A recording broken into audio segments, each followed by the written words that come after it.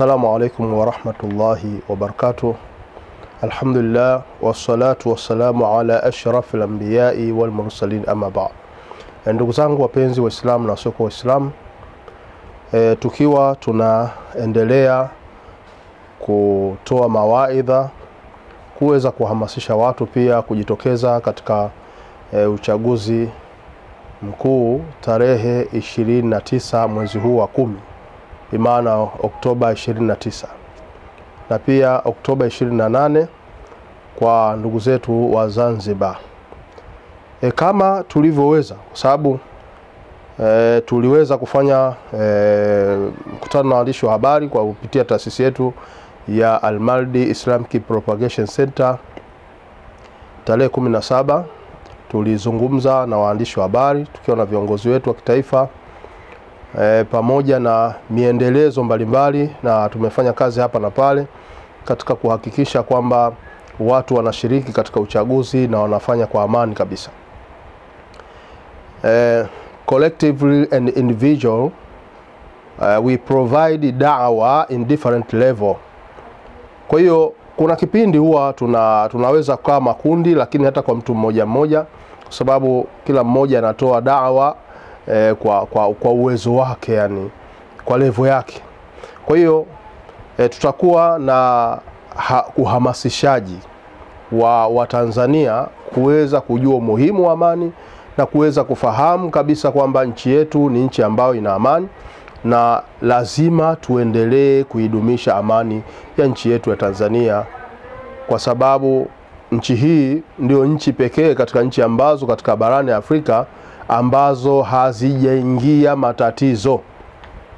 Uwezo ukaifananisha nchi ya Tanzania ukaifananisha na Rwanda, Burundi, ukaifananisha na Somalia, ukaifananisha na Kongo, ukaifananisha mfano hata Gaza kule ama Sudan. Huwezi kuifananisha Tanzania, kwa sababu Tanzania ni nchi ya amani, ni nchi ambayo ina utulivu. Katika nchi ambazo hazijamwaga damu ni nchi ya Tanzania. Ndugu zangu, haya tunapokuwa tunayazungumza, wapo baadhi ya watu tunapokuwa tunahamasisha amani, wao wanahamasisha vurugu, na miongoni mwao huwa na kawaida ya kuhoji kwamba nyinyi mmepewa pesa, mmepewa pesa. Sasa unajua watu kama hawa si tunaona kama ni watu ambao akili zao haziko sawa, kwa sababu itakapochafuka amani hakuna utulivu. Hata huyu ambaye ameshawishi vurugu yeye mwenyewe, na huenda ukiangalia wengi sana ambao wanahamasisha vurugu ni wale ambao wanaishi nje za nchi, yani wenyewe wamejificha chumbani alafu wanashawishi maandamano, wanashawishi vurugu. Kwa hiyo hakuna Mtanzania ambaye anaweza akatumika kwa akili za watu wajinga ambao wanataka kuichafua nchi yao. Kwa hiyo Mtume SAW, Mwenyezi Mungu anamsifia, anamwambia Bismillahirrahmanirrahim katika surati Al-Qalam aya ya 4, anasema wa innaka la'ala khuluqin adhim, and verily you Muhammad sallallahu alaihi wasallam are on exalted standard of character. Kwa hiyo Mtume SAW alikuwa ni mbora, alikuwa yuko juu ya tabia njema, na miongoni mwa tabia njema ambazo anazipenda Mwenyezi Mungu ni pia kuhamasisha amani, kuwataka watu waishi kwa salama na amani, kuwafikishia da'wa kwa mawaidha yaliyokuwa mazuri, wisdom, kwa maana hekima pia inatakiwa kutumika. Lakini katika hadithi pia Mtume SAW, hadithi ya Anas, anasema Anas radhiallahu anhu qala kana an-nabiy sallallahu alayhi wasallam ahsana an-nasa khuluqan. The Prophet sallallahu alayhi wasallam was the best of all the people in character. Kwa hiyo Mtume sallallahu alayhi wasallam alikuwa ni mbora kwa watu kwa tabia njema. Lakini Mtume sallallahu alayhi wasallam pia anasema katika Sahih Bukhari, anasema qala Rasulullah sallallahu alayhi wasallam inna khiyarakum ahasinukum akhlaqan. The Apostle said, the best among you are the best in character, having good manner. Kwa hiyo Mtume sallallahu alayhi wasallam anasema mbora wenu ni yule ambaye ana tabia njema kwa watu. Kwa hiyo ukimkuta kiongozi wa dini anahamasisha vurugu, basi jua hiyo dini yake ina mashaka. Na kama dini yake haina mashaka, basi uwe mwenyewe ana matatizo ya akili. kwa sababu aliyekuwa mtu mwema huwa anahamasisha mema, sio kuhamasisha vurugu. Sasa katika mambo ambayo mimi nashangaa, nimeona kuna video moja ya Dr. Slaa anajaribu kuwashawishi maaskofu wa react kutokana na yule padri ambaye alijiteka mwenyewe. Kwa hiyo anajaribu kuwashawishi maaskofu eti wapingane na serikali ya Mama Samia, kwa sababu serikali ya CCM, kwa sababu kimsikiliza anasema mimi siwafokei maaskofu wangu, viongozi wangu, ila mimi nawashauri mpingane na hilo, kwa sababu ya yule padri ambaye amekamatwa baada ya yeye kujitengenezea mazingira ya kuwa ametekwa. Sasa mimi nashangaa kwa sababu hata Gwajima alikuwa na maneno kama hayo, na alikuwa akishawishi kwamba utekaji.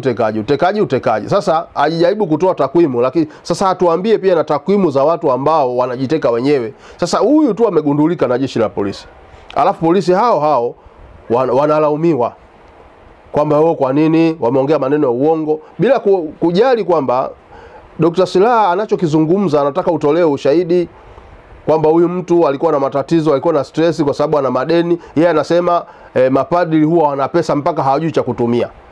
Kwa hiyo ina maana yeye anataka kupingana na watu ambao wamesomea utaalamu wa uchunguzi. Kwa hiyo anapotaka kujua kwamba yeye kasema uongo. Sasa kwa mfano polisi, na naamini kwamba polisi pia wametumia hekima, na kama anadai, je, ikitokea sasa zimetolewa picha za ushahidi za padri wako anafanya labda mambo ambayo labda anayoyafanya, na uchunguzi ambao umechunguzwa mpaka RPC akaamua kutoa, ama yule kamanda wa jeshi la polisi akaamua kutoa zile habari, je, ukiwekwa ushahidi wazi hivi, wewe utajifichia wapi? Kwa nini umtetee mtu ambaye amefanya maovu? Kwa sababu mimi ninaamini alifanya yeye kama yeye, wala sio kanisa lake. Mimi ninaamini kwamba alifanya yeye, padri yeye kama yeye, sio kanisa lake. Na kama ni kanisa lake, ina maana unataka kulazimisha wewe Dr. Slaa ionekana kwamba ni mpango wa kanisa. Lakini mimi siamini hivyo. Lakini madai unayotaka kuyaweka na kuwashinikiza maaskofu wa kuunge mkono kwenye hoja yako, yani mimi ninaamini kwamba unataka kulichafua kanisa la Katoliki.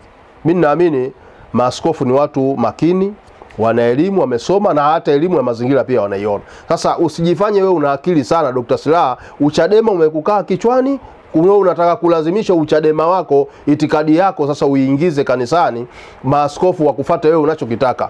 Hii inaonekana, mzee wangu, inawezekana kidogo una matatizo ya afya ya akili, kwa sababu aidha umri wako pia umefikia hatua ambao hata huwezi kujikontrol, kwa sababu unaonyesha chuki za wazi kabisa katika maelezo uliyoeleza, afu mwisho unasema serikali ya Samia CCM kuto kuiunga mkono. Sasa ingekuwa umetenganisha, basi wakati unazungumzia na viongozi wa dini ungeweka video tofauti, alafu na hiyo unayoilaumu serikali ya Samia ingekuwa video tofauti, lakini umezungumzia kwa wakati mmoja. Sasa tunaanza kujenga mashaka kwamba inawezekana haya matukio wewe unayafahamu vizuri, lakini Dr. Slaa wewe ndio ambayo ulitoa ushahidi kwamba Chadema wanajiteka wenyewe. Kwa hiyo mipango ya utekaji wewe unaijua, kwa sababu mmejifunzia kwenye chama chako. Kwa hiyo inabidi Watanzania tuwe na akili sana. Watu wanaona kabisa uchaguzi unakaribia, wanaanza kuleta maneno ya hovyo. Lakini mimi ninachowaambia, hata chuki mnazozifanya, kuichukia serikali ya awamu ya 6, kumchukia Rais Samia na serikali yake, kuwachukia watu wa usalama, unajua nyinyi ndio mnasababisha sasa kadi mnavyo, kwa sababu sisi tuna akili. Si kwa mujibu wa imani zetu tumefundishwa namna ya kupenda na namna ya kuchukia, kwamba tupende kwa ajili ya Mungu na tuchukie kwa ajili ya Mungu. Sasa ikionekana kama watu wanachuki tu binafsi, sisi tunajiuliza hii chuki kuna nini? Ikiwa tukigundua kwamba sababu za msingi hazipo, basi wewe unayemchukia sisi tunalazimika tumpende.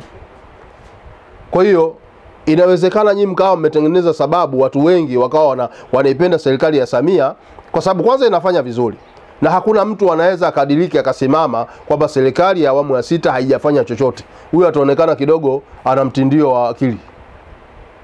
Kwa hiyo ndugu zangu, lazima tuwe wa kweli. Kwa hiyo tusishawishi vurugu.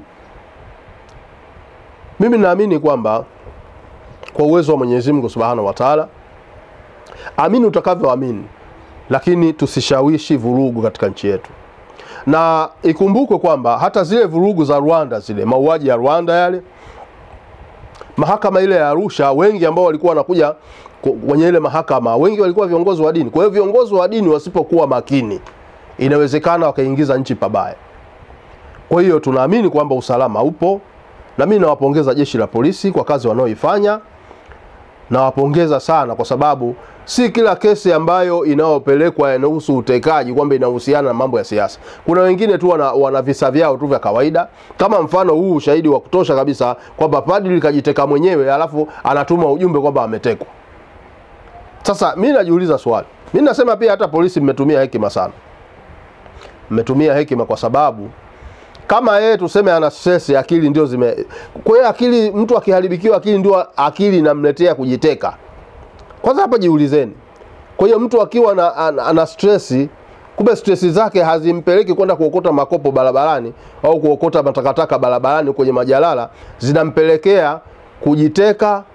Alikuwa na uwezo wa kununua maji akaondoka nayo, kanunua karanga, anajua kunitakufa na njaa, akaamua kununua vitu hivyo ili aweze kujisaidia kula kule, aonekane kwamba ametekwa. Hii ni kuonekana kuna mchezo mchafu unachezwa hapa. Sasa watu wenye akili sisi huwa tunajiuliza, sababu tunapenda kwa ajili ya Mungu na tunachukia kwa ajili ya Mungu. Haijalishi kiongozi aliyekuwa madarakani ni mtu wa imani gani. Haijalishi. Yoyote ambaye atakuwa anaenda sawa sawa, sisi tunamuunga mkono. Haijalishi kuwa ni mtu